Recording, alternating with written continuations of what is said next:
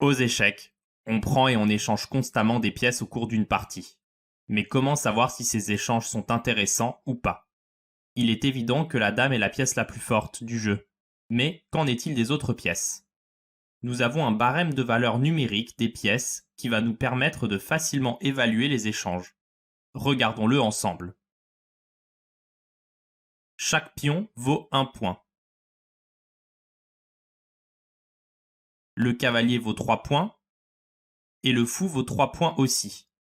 Cependant, dans certaines positions, les cavaliers seront plus forts et dans d'autres, les fous seront plus forts. La tour vaut 5 points alors que la dame vaut 9 points. On ne donne pas de valeur au roi car en le capturant, vous gagnez la partie. Résumons tout cela.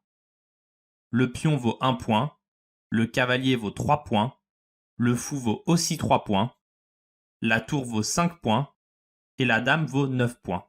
Regardons quelques positions et évaluons si l'échange est favorable ou défavorable. Dans cette position, est-ce que les blancs ont un échange possible? Oui, les blancs peuvent échanger la tour contre la dame. Est-ce un bon échange? Complètement. Les blancs ont donné une pièce qui vaut 5 points contre une pièce qui en vaut 9. Les blancs ont donc gagné 4 points dans cet échange. Dans cette position, les blancs peuvent échanger leur tour contre le cavalier. Est-ce un bon échange? Les blancs donnent une pièce qui vaut 5 points contre une pièce qui n'en vaut que 3. Ce n'est pas un très bon échange. Les blancs ont perdu 2 points dans l'affaire. Jetons un œil à une dernière position. Dans cette position, les blancs peuvent jouer tour prend D8, échangeant une tour contre une tour. Est-ce un bon échange? Un échange de même valeur n'est pas mauvais. Disons maintenant que le fou reprend, proposant un nouvel échange de même valeur, et les blancs acceptent d'échanger les fous. Après tous ces échanges, personne n'est sorti gagnant. Les joueurs ont échangé une paire de tours et une paire de fous. Les blancs avaient un pion de plus avant tous ces échanges, et ils restent donc dans une bonne position avec leur pion de plus. Était-il possible de faire mieux dans la position de départ? Regardons à nouveau. Quand vous pouvez échanger des pièces, regardez bien toutes vos options avant de vous lancer. Ici, votre fou en H4 peut prendre la tour en D8.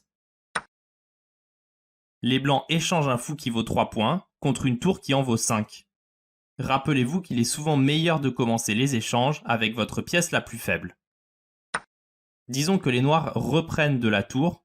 Maintenant, les blancs peuvent échanger leur tour qui vaut 5 points contre la tour adverse qui en vaut 5 aussi. Est-ce un bon échange pour les blancs? Vous pouvez vous dire que c'est un échange équilibré, mais il y a une chose que vous devez savoir. Lorsque vous avez un avantage matériel, il est intéressant pour vous d'échanger les pièces pour simplifier la position. Lorsque vous avez un déficit matériel, au contraire, vous souhaitez compliquer la position. Ici, comme les blancs ont un avantage matériel, c'est intéressant d'échanger les pièces. Ils se retrouvent dans une finale avec une tour contre un fou et un pion de plus. Maintenant que vous connaissez la valeur des pièces, c'est à vous de réaliser les bons échanges dans vos parties.